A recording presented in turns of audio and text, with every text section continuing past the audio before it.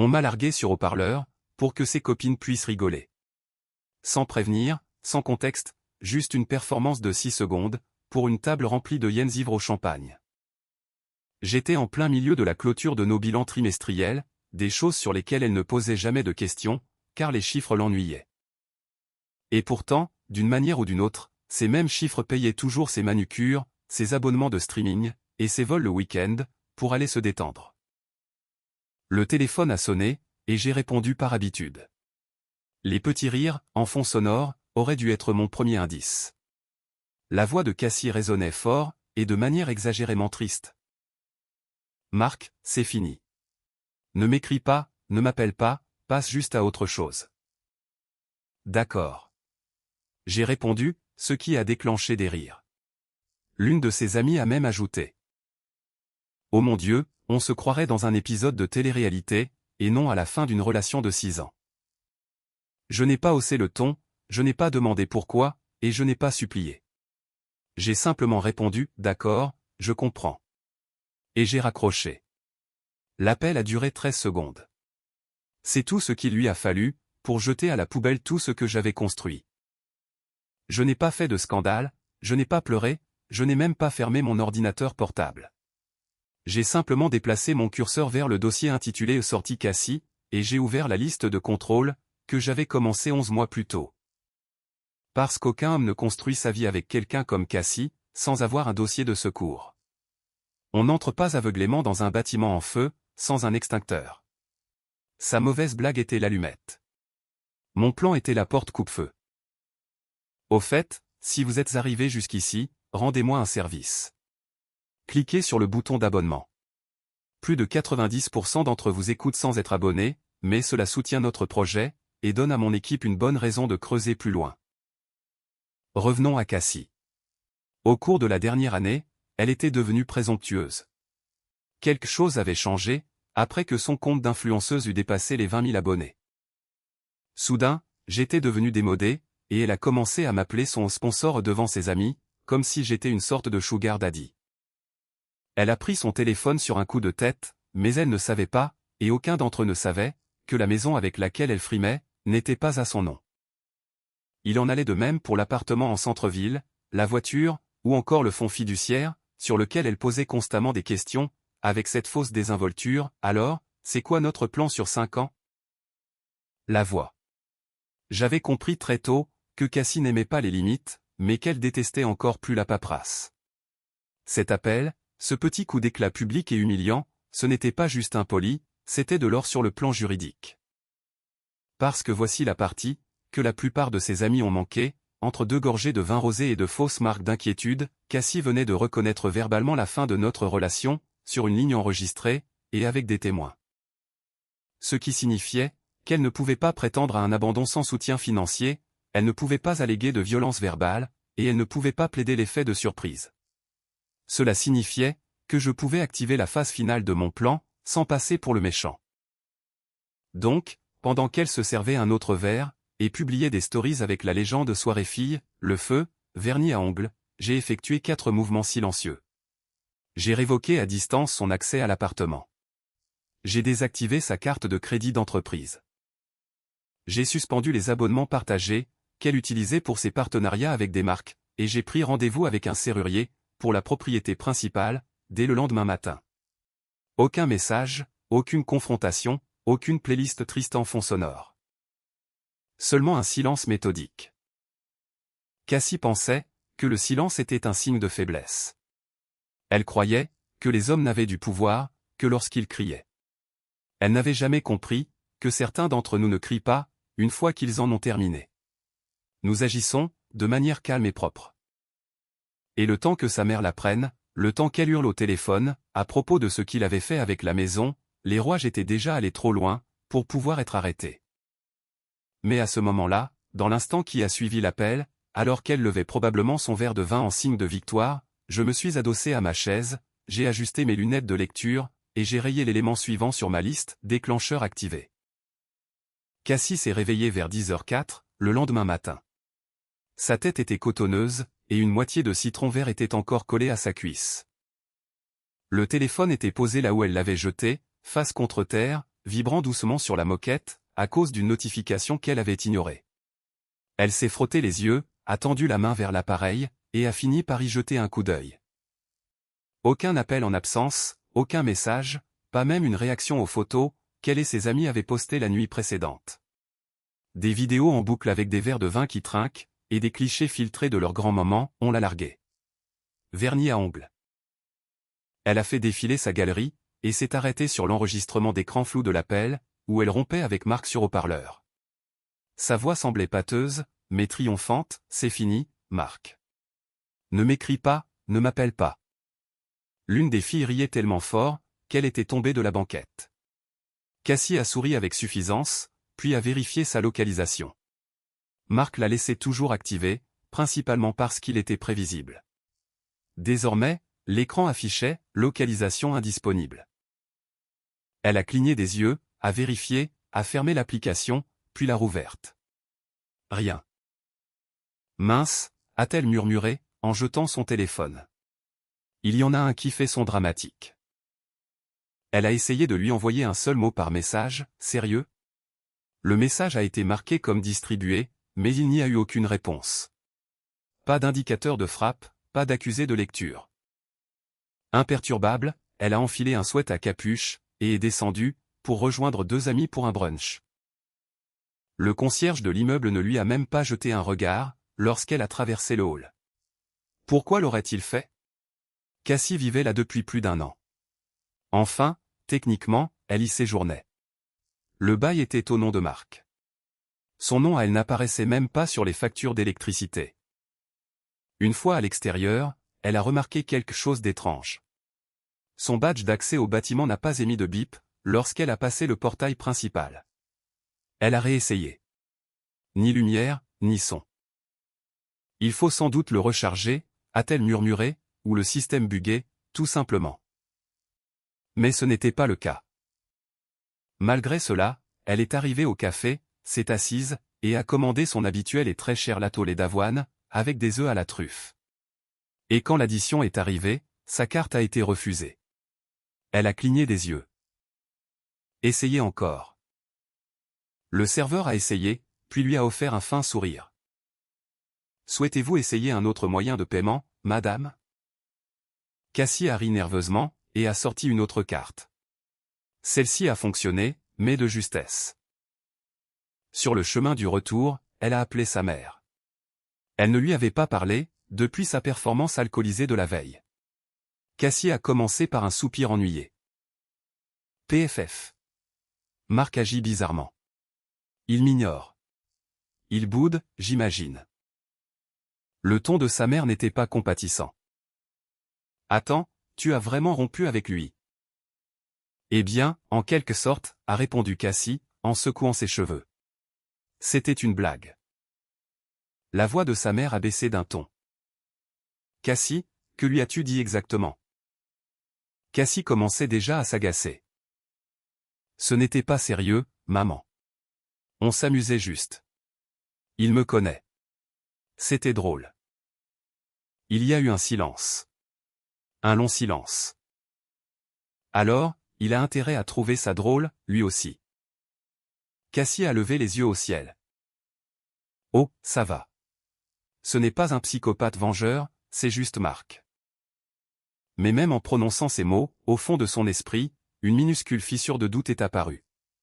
Elle a ouvert leurs anciens messages, et les a parcourus. Toujours rien de nouveau, pas un son. Son dernier message remontait à 2 jours, « Tu as besoin de quelque chose au supermarché ?» Cela semblait très clinique, comme si un homme vidait les étagères avant une tempête. Cassie a décidé de rentrer à la maison, pour tirer tout cela au clair.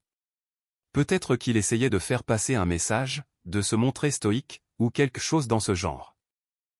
Elle battrait des cils, publierait peut-être des excuses mignonnes, et il céderait, comme toujours.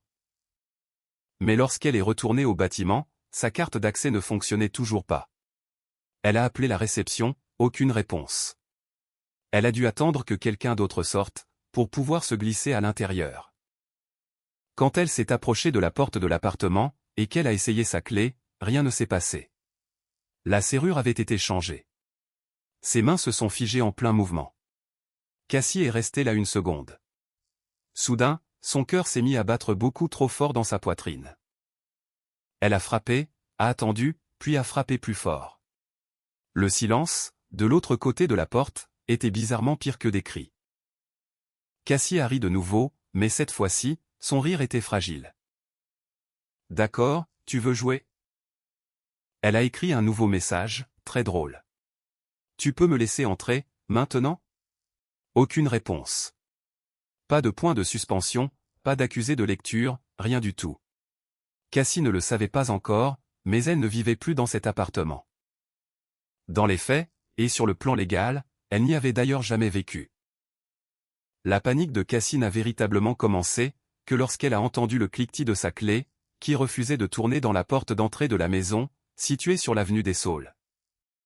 Cette même maison, où elle avait fêté son anniversaire l'année dernière, avec une arche de ballons or rose, un violoniste engagé près de la piscine, et un bracelet Cartier offert par Marc, qu'elle avait mis en gage 2 semaines plus tard, pour avoir de l'argent de poche en urgence.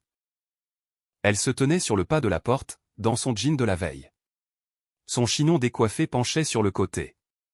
Elle s'acharnait sur la serrure, encore et encore, comme si le métal allait soudainement décider de l'aimer. « Allez » a-t-elle sifflé. « Ouvre-toi. » Rien n'y faisait. C'est alors qu'elle a remarqué une camionnette dans l'allée, une camionnette banale, blanche, avec l'inscription « Serrurerie Express » sur le côté. Un homme en pantalon cargo reculait, tenant sous son bras une tablette avec un câble. « Et » a-t-elle crié. « Qu'est-ce que vous faites ?» Le serrurier a levé les yeux, ni surpris, ni désolé, mais affichant simplement un détachement professionnel. « Je change les serrures » a-t-il dit, en tapotant sur le clavier numérique qu'il venait d'installer. Cassie a plissé les yeux. Pourquoi? Il a haussé les épaules, comme si cela n'avait rien de personnel. Ordre du nouveau propriétaire. Une vague glaciale a traversé sa poitrine. Quel nouveau propriétaire? Il a jeté un œil à son ordre de travail, puis l'a regardé de nouveau. Je ne peux pas divulguer cette information, madame.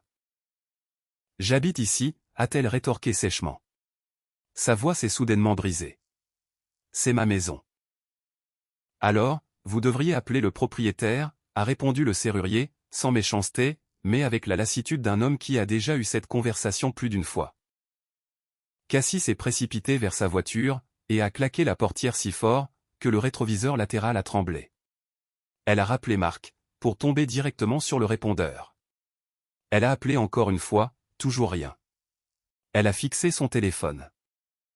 Son pouce a plané au-dessus du contact, puis elle a changé d'application, et a composé le numéro de sa mère.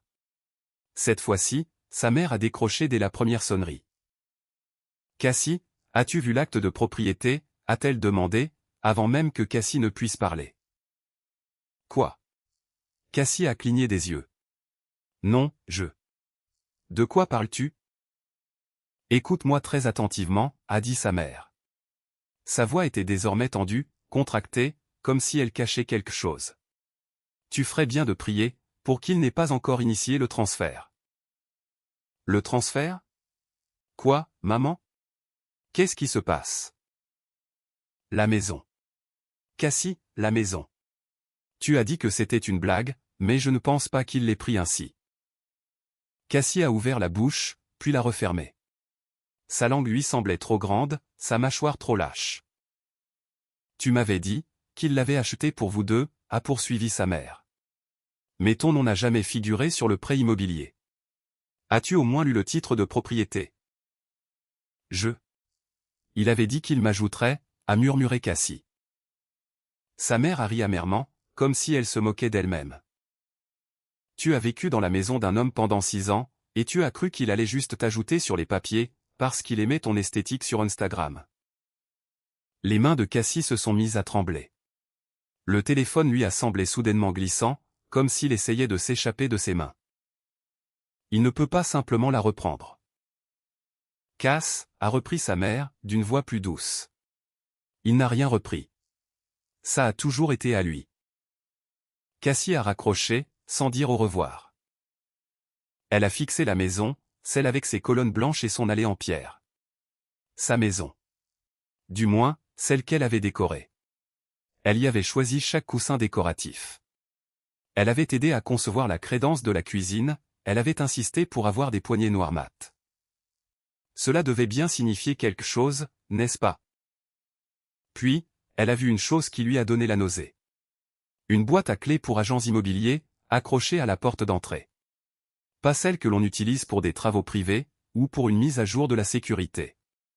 Celle que l'on utilise, lorsqu'un bien est mis en vente.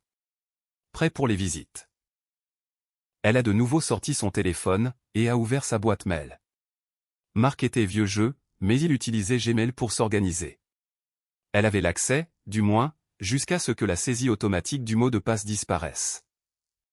Lorsqu'elle a essayé de se connecter manuellement, la double authentification a été requise. Un code par SMS avait été envoyé sur le téléphone de Marc. Elle n'avait pas ce code. Ensuite, elle a tenté de vérifier l'accès à la banque. Bloqué. Puis l'accès à leur Dropbox commun. Refusé. Son ultime tentative fut le système domotique de la maison. Peut-être pouvait-elle encore ouvrir le garage à distance, y entrer, et ainsi récupérer quelques-unes de ses affaires. Mais l'application a indiqué qu'elle n'était plus répertoriée comme utilisatrice. Son identifiant n'existait plus. Les systèmes ne tombaient pas en panne. Ils avaient été coupés un par un, silencieusement et minutieusement, depuis des semaines. Elle a essayé d'appeler Marc une dernière fois. Toujours le répondeur. Toujours le silence. C'est ce silence qui a fini par faire son œuvre. Le genre de silence que l'on ressent dans ses dents. Le genre de silence sur lequel on ne peut pas débattre. Celui qui signifie que la décision a déjà été prise, et que vous n'avez jamais fait partie de la discussion. Le cabinet d'avocats sentait l'encre d'imprimante, et la défaite silencieuse. Cassie est entrée d'un pas vif. Le menton levé, comme un bouclier. D'énormes lunettes de soleil cachaient l'humidité autour de ses yeux. Elle ne s'était même pas changée, elle avait simplement enfilé un vieux gilet, en espérant que personne ne remarquerait le mascara coulant sur sa pommette. La secrétaire a levé les yeux, a fait une pause, et l'a regardé d'un air qui n'était ni impoli, ni amical, quelque chose entre la reconnaissance et une sympathie réticente. « Bonjour. J'ai besoin de parler à quelqu'un », a déclaré Cassie en s'éclaircissant la gorge. « Sur le plan juridique, et c'est urgent. C'est à propos de mon partenaire. » La secrétaire n'a pas demandé son nom. Elle a simplement fait un signe de tête en direction d'un couloir latéral. Le juriste d'entreprise est dans la salle de conférence B. Il peut vous recevoir. Cassie a froncé les sourcils. Vous ne savez même pas qui je suis. Il le sait, a répondu doucement la secrétaire. À cet instant, l'atmosphère a changé. Le juriste avait une cinquantaine d'années. Une coupe de cheveux soignée, une posture calme. Sur le bas de sa cravate, il y avait une tache de café. Il s'est levé lorsqu'elle est entrée, mais ne lui a pas tendu la main. « Mademoiselle Langlais » a-t-il dit. « Nous vous attendions. » Cassie s'est figée. « Quoi ?» Il lui a fait signe de s'asseoir. « Je vais vous expliquer ce que nous sommes légalement autorisés à divulguer. Essayez simplement d'écouter, avant de réagir. » « Je n'ai pas de temps à perdre avec des devinettes » a-t-elle répliqué. « Je dois déposer une requête, ou faire appel, ou n'importe quoi, pour l'empêcher de vendre la maison. » Il l'a regardée avec patience. « Votre nom ne figure pas sur l'acte de propriété. »« Je vis là-bas. »« Et vous n'êtes pas marié. »« Il n'y a aucune trace officielle de votre union. » Cassie a frappé son sac à main sur la table. « Que êtes-vous en train de me dire, exactement ?» Il a ouvert un dossier, et l'a fait glisser sur le bureau. À l'intérieur, se trouvait une série de formulaires soigneusement tamponnés, tous déposés des semaines auparavant. Le nom de Cassie y était surligné plusieurs fois. Chaque document donnait l'impression d'avoir été imprimé dans l'attente de ce moment précis. Un avis de séparation, signé et notarié. Une déclaration de rupture de concubinage, signée. Une clause de protection des actifs, liée à une fiducie individuelle, un trust, dûment appliqué. Cassie a cligné des yeux rapidement.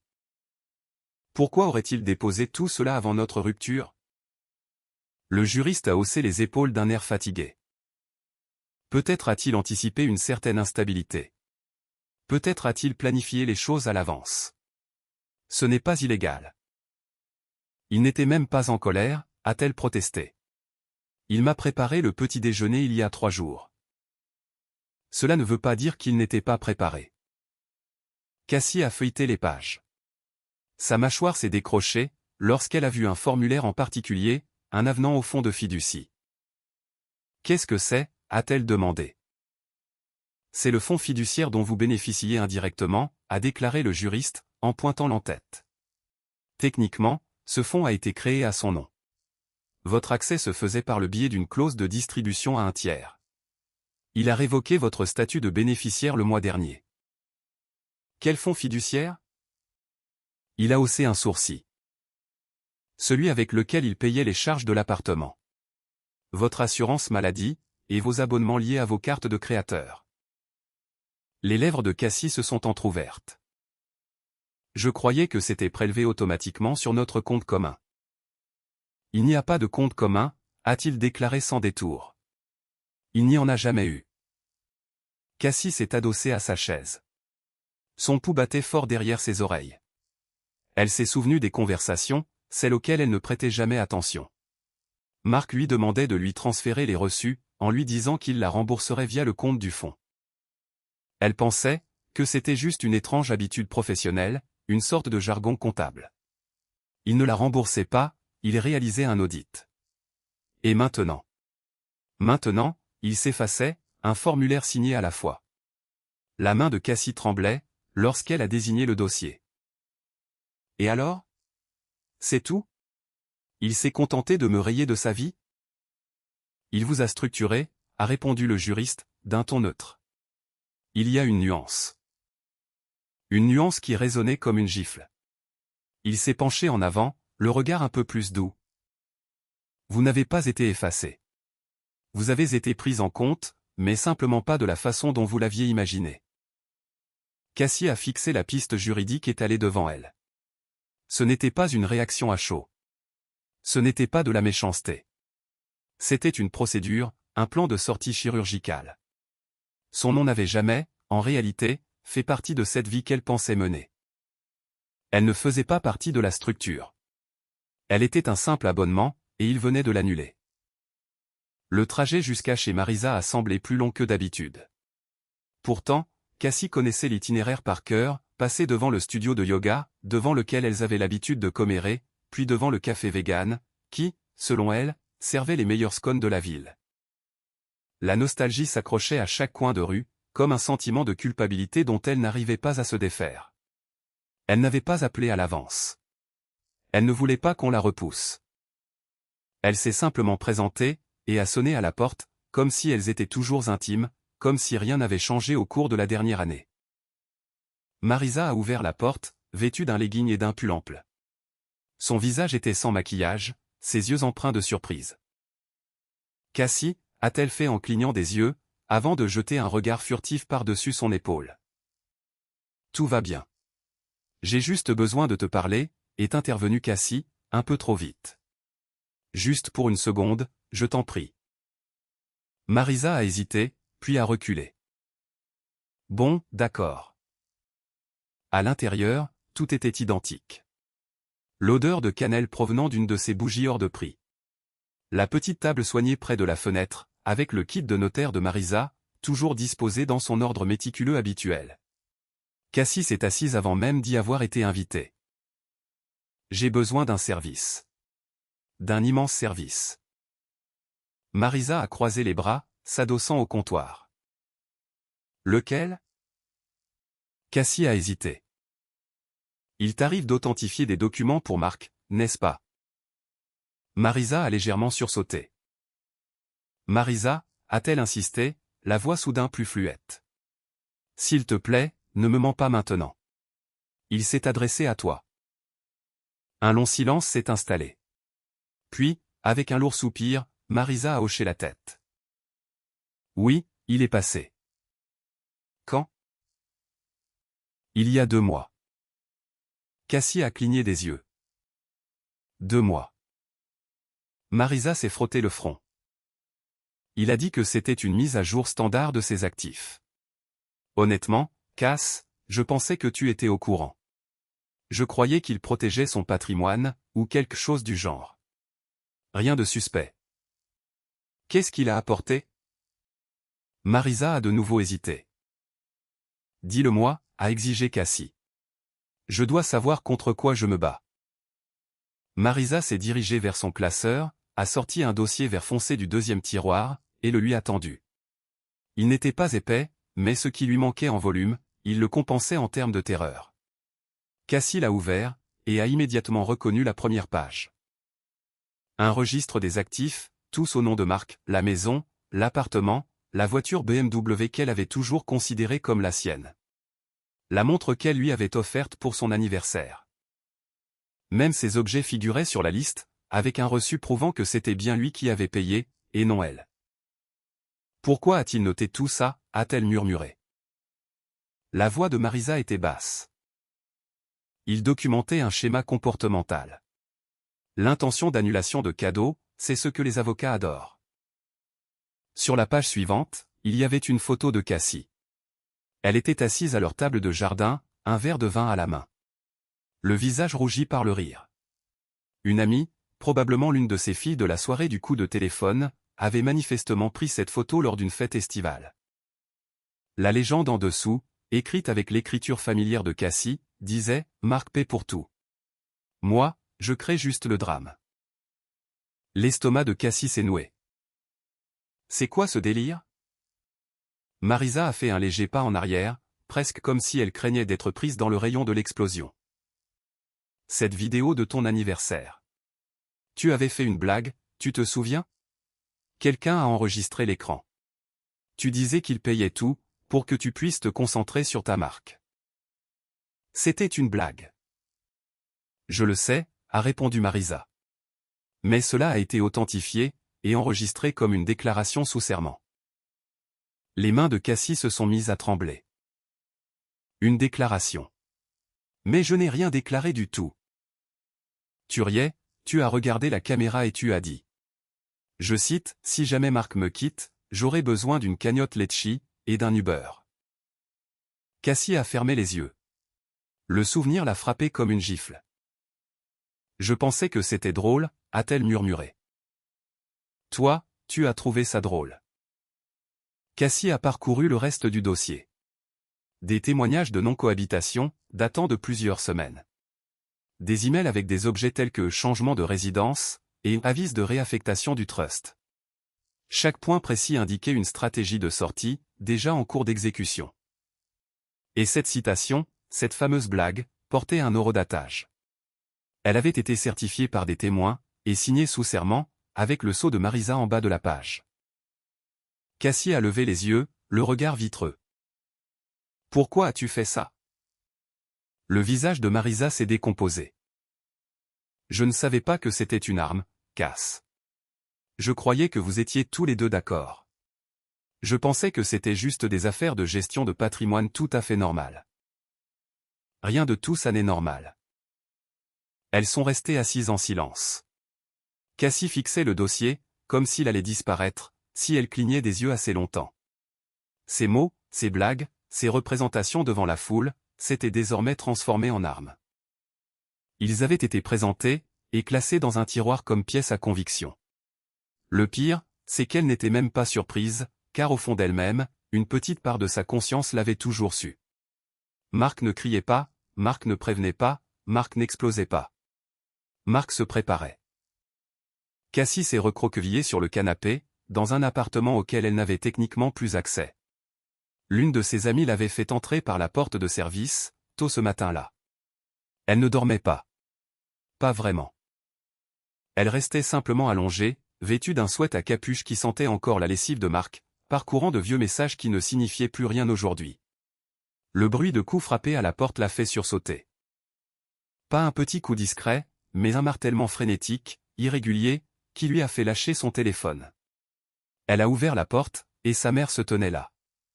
Les cheveux ébouriffés, le visage pâle, serrant son sac, comme s'il contenait un câble électrique sous tension. « Maman ?» Sa mère n'a d'abord rien dit. Elle est simplement entrée, avec la démarche vacillante de quelqu'un qui avait couru vers une destination, tout en ignorant où elle devait se rendre. Elle s'est finalement tournée vers Cassie, pour ne prononcer qu'un seul mot. La maison. La gorge de Cassie s'est asséchée. Je sais. Il a changé les serrures, mais... Non, a coupé sa mère, la voix tremblante. Non, non, non. Pas seulement les serrures. Il a déposé les papiers pour un transfert rapide de propriété, il y a plusieurs mois. Cassie a cligné des yeux. Quoi? Des papiers pour un transfert rapide? C'est un transfert légal. Il a transféré la propriété à une société civile immobilière, un trust irrévocable. Tu n'es pas sur le registre. Tu n'as jamais été locataire. Légalement, tu n'étais qu'une invitée. C'est impossible, a murmuré Cassie. Il m'a dit qu'il m'ajouterait plus tard. Il ne l'a pas fait. Sa mère a sorti une page imprimée. Les registres du comté. L'horodatage en ligne est confirmé. C'était bien réel. Elle l'a fourré dans les mains de Cassie, avec plus de force que nécessaire. Il a renoncé à la maison au profit de la fondation, le 17 avril. C'était 2 mois avant ton petit numéro sur haut-parleur. Cassie a fixé la date. C'était le jour de son propre anniversaire, la nuit où elle s'était saoulée, et lui avait dit qu'elle voulait une année tranquille. Et il avait hoché la tête, comme si de rien n'était. Il avait déjà renoncé à la maison, le matin même. Sa mère a commencé à faire les 100 pas. J'ai appelé Doug, a-t-elle murmuré. Notre avocat de famille. Tu sais ce que m'a dit sa secrétaire? Elle m'a dit qu'il était en rendez-vous avec Marc. Cassie a senti son estomac se nouer. Il travaille avec Marc, maintenant?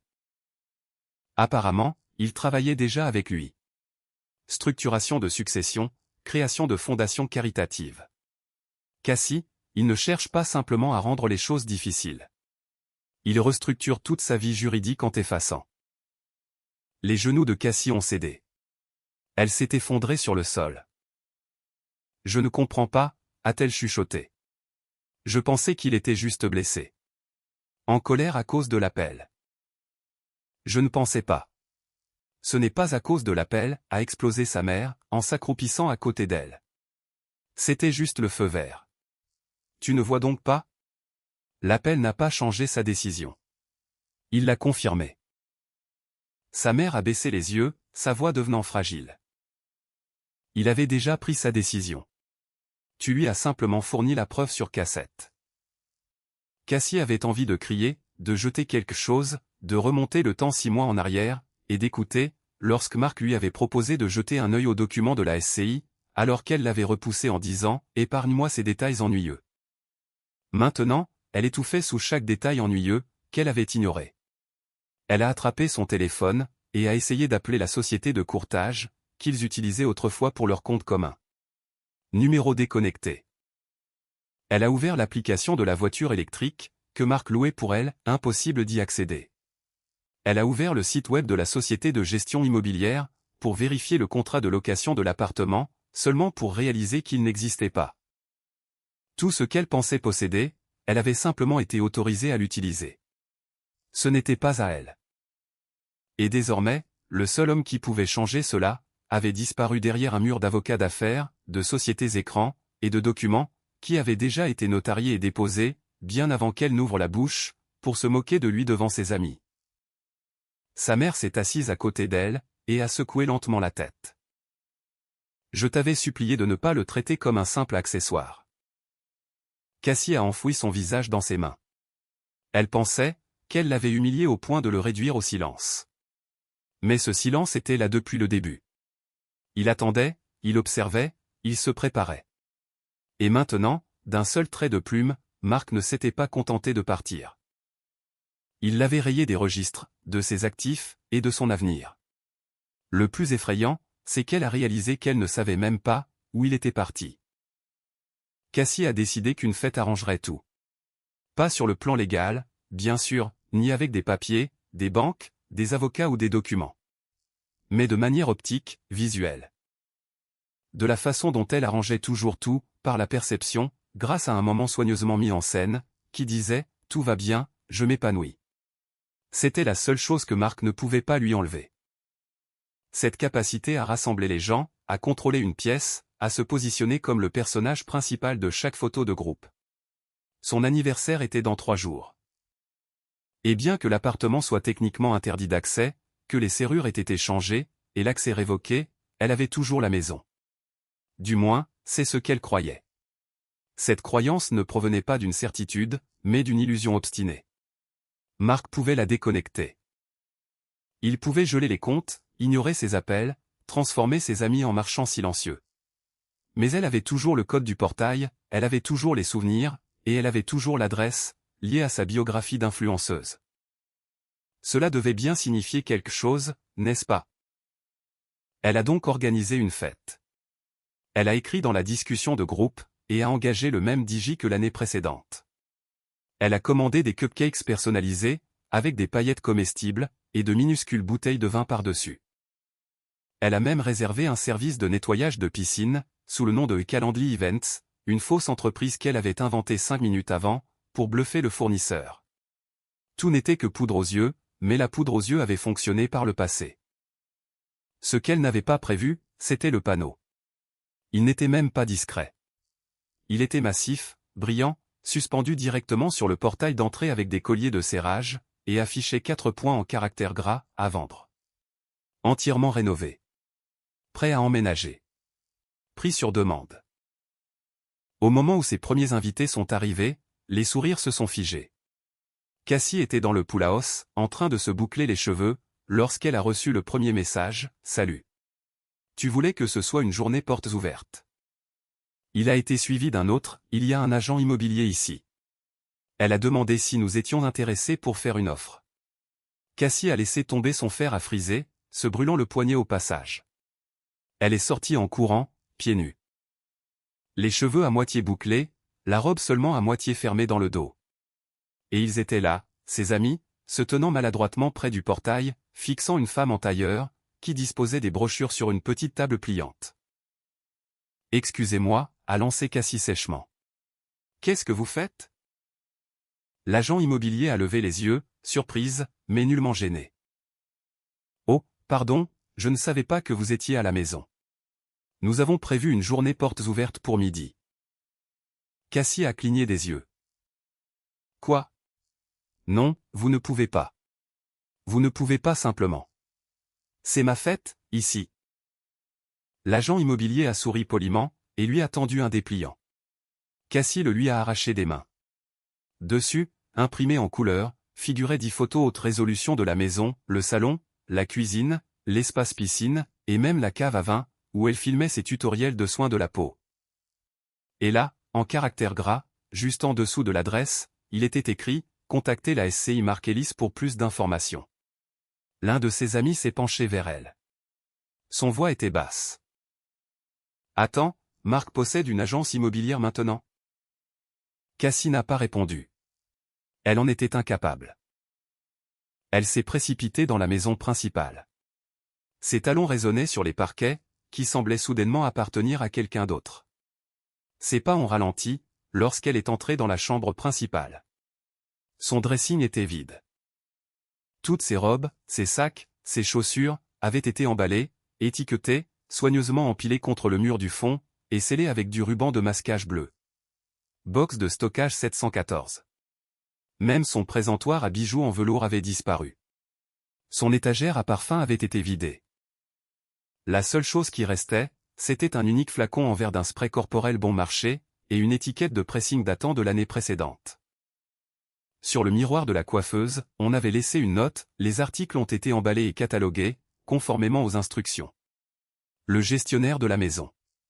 La maison avait désormais un gestionnaire, et ce gestionnaire n'était pas elle. À nouveau dehors, elle entendait les moteurs des voitures démarrer. Les murmures des gens, les adieux maladroits. La playlist de la fête, qu'elle avait lancée sur son téléphone, continuait de jouer. Quelque chose d'enjoué, de superficiel, de faux. Elle est sortie, et a constaté qu'il ne restait que 3 personnes. L'une d'elles lui a tendu un cupcake, et a haussé les épaules. Belle maison. Celui qui l'achètera aura de la chance. Une autre a ajouté. J'essaie d'être positive. Au moins, tu pars avant l'effondrement du marché. Cassie est restée là, silencieuse, serrant un cupcake en train de fondre. Elle n'avait pas annulé la fête, car elle était incapable de s'avouer à elle-même que cette vie n'existait plus. Mais maintenant, tout le monde l'avait vue. Pas seulement l'annonce immobilière, pas seulement les cartons, mais elle.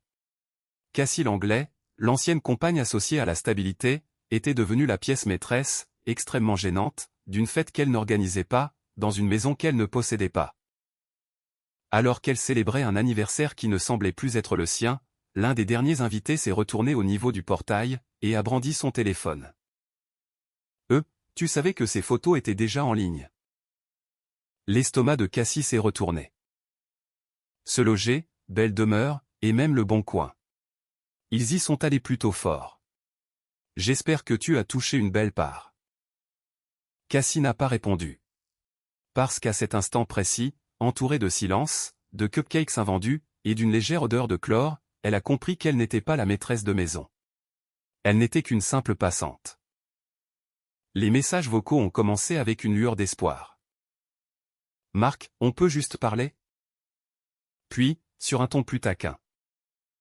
D'accord, j'ai compris. Tu me fais le coup du silence. C'est bon, tu as gagné. Ensuite, c'est l'incompréhension qui a pris le relais. Sérieux? C'est quoi, ça? Tu as changé les serrures. Tu as fermé les comptes. Qu'est-ce qui se passe? Au 20e message, des notes d'émotion brute ont fait leur apparition dans sa voix. Le désespoir. Je t'en prie, rappelle-moi. Je le jure, je ne le pensais pas. Tu sais bien que je plaisante. J'ai toujours été comme ça. Ce n'était pas personnel. C'était juste stupide. Tu me connais. Au 40e, sa voix était brisée. Je suis désolé. Je suis vraiment désolé. Tu me manques. D'accord. C'est ce que tu veux entendre? Tu me manques. J'ai eu peur.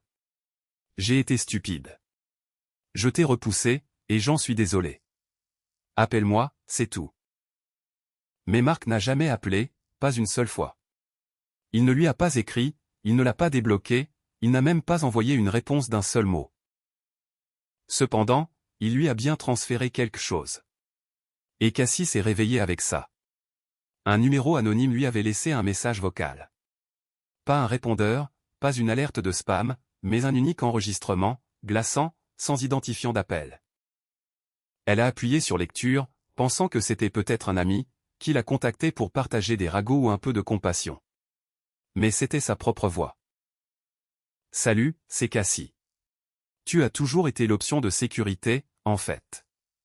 Moi, j'avais besoin de sensations fortes.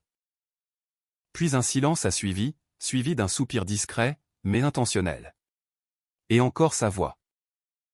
Je veux dire, oui, tu as payé pour tout, mais à quel prix? Mon Dieu, Marc, parfois j'avais l'impression de sortir avec un tableau Excel. Clic et fin du message. Elle s'est assise dans son lit, le pouls battant la chamade dans ses oreilles. Elle savait exactement à quel moment cet appel avait eu lieu.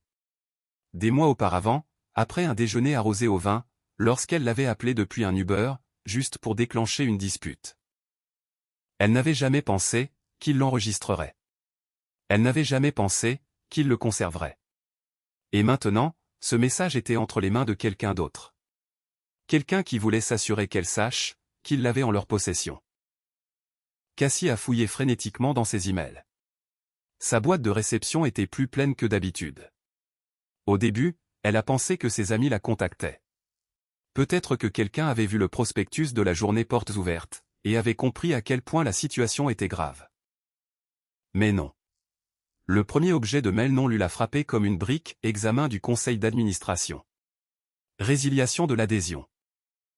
Le courriel était bref et clinique, chère mademoiselle Langlais, avec effet immédiat, votre statut de membre du conseil de la Fondation Les Enfants de la Seine est résilié. Veuillez trouver ci-joint la transcription d'un message vocal reçu, qui a été officiellement examiné, et jugé incompatible avec les valeurs de notre organisation. sans signature, sans aucune compassion. Un fichier PDF était joint. À l'intérieur, figurait la transcription de son message vocal, mot pour mot. Le texte était surligné, horodaté, et archivé. L'association caritative, l'une des dernières choses qui la reliait à une certaine légitimité, au bien public, et à cette réputation qu'elle affichait sur tous ses profils en ligne, l'avait lâchée.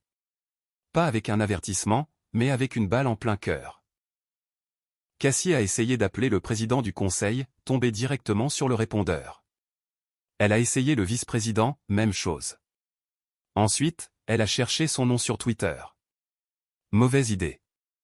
Quelqu'un avait fait fuiter l'audio. Juste un extrait. 16 secondes. Mais il cumulait déjà les j'aime, les partages, et les commentaires. Encore une sangsue qui vit sur un fond fiduciaire, et qui tombe de haut. Je sors avec un tableau Excel. LOL, quel melon. Et le pire de tous. Imagine mordre la main qui te nourrit, puis t'étonner quand elle arrête de le faire. Le profil de Cassie était toujours public. Ses messages privés ont été inondés de GIFs de poubelles en feu. Quelqu'un avait modifié son court article sur Wikipédia, pour y écrire « ancienne membre d'un conseil caritatif et influenceuse, connue pour avoir été larguée plus violemment que le marché immobilier ». Elle avait passé des années à construire cette image. Envolée. Elle a tenté de contacter un vieil ami travaillant dans les relations publiques, sans réponse. Son agent de mannequinat l'avait abandonné des mois auparavant, après l'échec d'un partenariat de soins pour la peau. Désormais, même son studio de yoga s'était désabonné de ses réseaux. Chaque pont sur lequel elle s'était tenue, était soit en train de brûler, soit déjà effondré. Elle a rouvert son téléphone, et a accédé à ses messages vocaux. 43 messages envoyés à Marc, tous non lus. Elle a fait défiler l'écran jusqu'au dernier message qu'elle avait envoyé. Je t'aime toujours. Sa voix s'est brisée. Même si j'ai été une idiote. Elle a placé son doigt au-dessus du bouton de suppression, mais n'a pas appuyé, parce qu'à quoi bon? Il avait déjà été transféré, coupé, archivé, et transformé en arme. Elle avait toujours cru que sa chute serait due à un scandale, ou à une liaison amoureuse. Elle ne se serait jamais attendue, à ce que cela vienne de sa propre voix. Cassie a mis une casquette de baseball, en l'enfonçant bien bas sur son visage. Elle a enfilé des lunettes de soleil beaucoup trop grandes pour elle, et a remonté la fermeture éclair de son sweat à capuche jusqu'en haut. Et ce, malgré les 28 degrés à l'extérieur. Elle s'est garée à 2 rues de la maison qui lui appartenait autrefois. Techniquement, elle ne lui avait jamais appartenu, mais cette réalité n'avait pas encore été totalement assimilée. Elle a fait 2 fois le tour du pâté de maison, avant de se faufiler par l'entrée latérale, via le portillon du jardin. Celui qu'elle avait fait installer, pour se sentir un peu plus européenne. Elle n'aurait jamais imaginé, qu'un jour, elle l'utiliserait en tant qu'intruse. De l'intérieur, elle entendait des voix, le son enjoué et professionnel de rire poli. La journée portes ouvertes. Elle a jeté un coup d'œil à travers les portes vitrées menant à la cuisine, et elle les a vues. Un jeune couple de trentenaires, se tenant la main, pointant du doigt les finitions du plan de travail qu'elle avait personnellement choisi. Mais ce n'était pas le pire. Le pire, c'était qu'à côté d'eux se tenait Sophie, l'assistante de Marc, serrant un dossier contre elle, avec un sourire crispé. Elle avait la vingtaine à peine. Elle était impeccable, d'une politesse chirurgicale. Il fut un temps où elle apportait des lattes au lait d'avoine à Cassie lors des événements de campagne, et maintenant, elle se tenait dans sa cuisine, comme si elle était chez elle. Cassie a poussé la porte avec force. Sophie a levé les yeux, sans ciller. « Bonjour, Cassie » a-t-elle dit, comme si elles échangeaient des banalités dans une boutique. La voix de Cassie est sortie tendue. « C'est quoi ce bordel ?» Sophie s'est légèrement tournée vers le couple. « Pourriez-vous me laisser une petite minute ? N'hésitez pas à jeter un œil au salon. Ces fenêtres sont d'origine, d'ailleurs. » Le couple a souri poliment et s'est éloigné. Cassie a fait un pas en avant. « Tu organises des visites, maintenant ? » « Je gère la vente », a répondu Sophie calmement. « Tu sais très bien quel est le rôle des assistantes. » Les yeux de Cassie se sont plissés. « Je veux parler à Marc. » « Il n'est pas là. » « Alors passe-le-moi au téléphone. » Sophie a incliné la tête. Cassie, tu n'as aucun motif valable d'être ici. Tu n'es pas locataire, tu n'es pas une partie prenante, et tu ne figures sur aucun document de vente. Si tu restes ici, ce sera techniquement considéré comme une intrusion. Cassie a laissé échapper un petit rire étouffé. Tu me menaces? Sérieusement? Je te rappelle que c'est ton avocat qui aurait dû me dire ça. Je n'ai pas d'avocat, a rétorqué Cassie sèchement. Sophie n'a pas répondu à cela. Elle a simplement sorti de sa mallette une épaisse enveloppe en papier craft, scellée par un autocollant portant le logo de l'agence immobilière de marque. Elle l'a tendue à Cassie. Qu'est-ce que c'est? A exigé Cassie. La conclusion. Cassie s'en est emparée, et l'a déchirée. À l'intérieur, il y avait une photo brillante en haute résolution. Une capture de la nuit de ce fameux appel en forme de mauvaise blague. Cassie était sur haut-parleur. Un verre de vin levé, la bouche grande ouverte au milieu d'une phrase, figée à l'instant même où elle avait dit « c'est fini ». Ne m'écris pas, ne m'appelle pas, en bas de la photo, il y avait un post-it jaune. Dessus, il était écrit « il faut toujours analyser son public et lire ses contrats ». Cassie a fixé la photo. Elle y avait l'air insouciante, forte, inatteignable. Mais aujourd'hui, cette image ressemblait à une rubrique nécrologique. C'est malade, a-t-elle lâché. Sa voix tremblait. C'est de la psychopathie.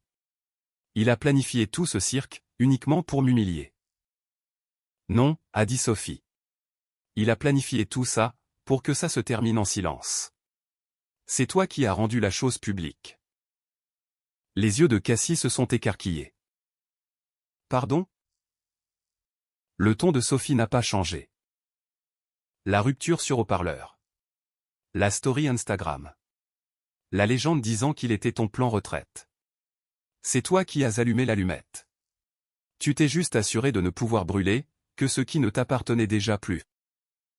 La bouche de Cassie s'est ouverte, puis refermée. Elle a balayé la maison du regard. Sa maison. Sauf qu'elle ne l'était plus. La table à manger avait disparu. Le canapé avait été remplacé par un meuble minimaliste, parfait pour la mise en scène immobilière. Le casier à vin était vide. Le rosier dans le jardin avait été taillé dans le respect strict des règles de copropriété. Son chaos avait été gommé de chaque recoin. Ce n'était plus une maison. C'était une transaction. Elle a regardé Sophie. Dis-lui que c'est un lâche. Je ne suis qu'une assistante, a répondu Sophie. Cassie a reculé, tremblante. Sa hand serrait toujours l'enveloppe, comme si elle pouvait se transformer en quelque chose qu'elle pourrait combattre. J'espère qu'il est fier de lui, a-t-elle sifflé. Sophie n'a pas scié. Il n'est pas là pour aider. Il en a terminé avec vous. Cassie a tourné les talons, et est sortie. Personne ne l'a suivi. Personne ne l'a rappelé. Le couple n'a même rien remarqué. Elle n'était pas le fantôme de cette maison. Elle était juste un bruit de fond, et même ce bruit venait enfin d'être réduit au silence. Exactement à 8 heures du matin, l'encre numérique a séché. Le bureau d'enregistrement du comté a téléchargé le document final de transfert de propriété. La maison a 4 chambres, 3 salles de bain et demi, une piscine, 2 cheminées, et 0 attachement émotionnel restant appartenait désormais légalement à la fondation Le Vallon d'Auguste, dédiée aux pères célibataires. Le titre de propriété avait été transféré, notarié, examiné, approuvé, et mis en ligne avec un communiqué de presse, qui devait atterrir dans les boîtes mail à 9h01. Cassie ne l'a pas vu directement. C'est sa mère qui l'a vu, et c'est elle qui a appelé. Un cri a traversé le haut-parleur, avant même que Cassie n'ait eu le temps de dire « Allô ». Qu'est-ce que tu l'as laissé faire avec la maison? Cassie se tenait pieds nus dans une cuisine d'emprunt, tenant son téléphone d'une main, et une vieille tasse de café de l'autre. La tasse était ébréchée. Elle ne s'en était pas rendue compte, jusqu'à ce moment précis. Quoi, a-t-elle croassé? Allume les informations, a sifflé sa mère, haletante. Ouvre ta boîte mail. Lis quelque chose, bon sang. Je t'avais dit de prendre les devants. Je t'avais dit de déposer un recours. N'importe quoi. Cassie a fouillé frénétiquement pour déverrouiller son téléphone. Sa boîte de réception explosait déjà. des discussions de groupe, des mises à jour de l'association caritative, et même un message d'une amie d'école à qui elle n'avait pas parlé depuis des années. Waouh, il l'a vraiment fait. Un journaliste, avec qui elle avait autrefois flirté pour obtenir une couverture médiatique, avait publié une capture d'écran du communiqué de presse. La Fondation Le Vallon d'Auguste a l'honneur d'accepter un don d'une valeur de 1,4 million d'euros à Neuilly.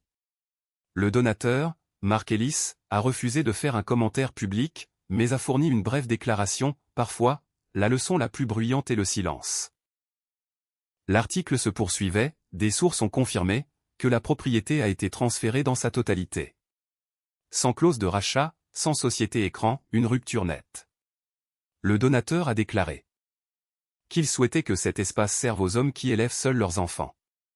Aux hommes que l'on néglige souvent, jusqu'à ce qu'ils s'effondrent. Désormais, ils auront un endroit pour respirer. Cassie s'est laissé tomber sur la chaise la plus proche. Sa respiration s'est saccadée, sa vision s'est brouillée. La maison n'avait pas été vendue. Elle n'avait pas été hypothéquée, louée, vendue aux enchères, ni revendue.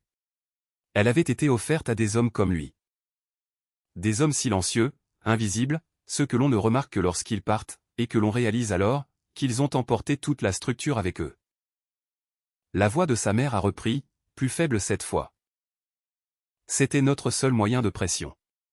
Cassie, ton avenir, ta sécurité, ta toute dernière carte à jouer. Je sais, a-t-elle chuchoté. Je t'avais bien dit qu'il était calme, parce qu'il avait déjà gagné. Cassie n'a pas cherché à débattre. Elle a ouvert l'image issue du dossier de presse.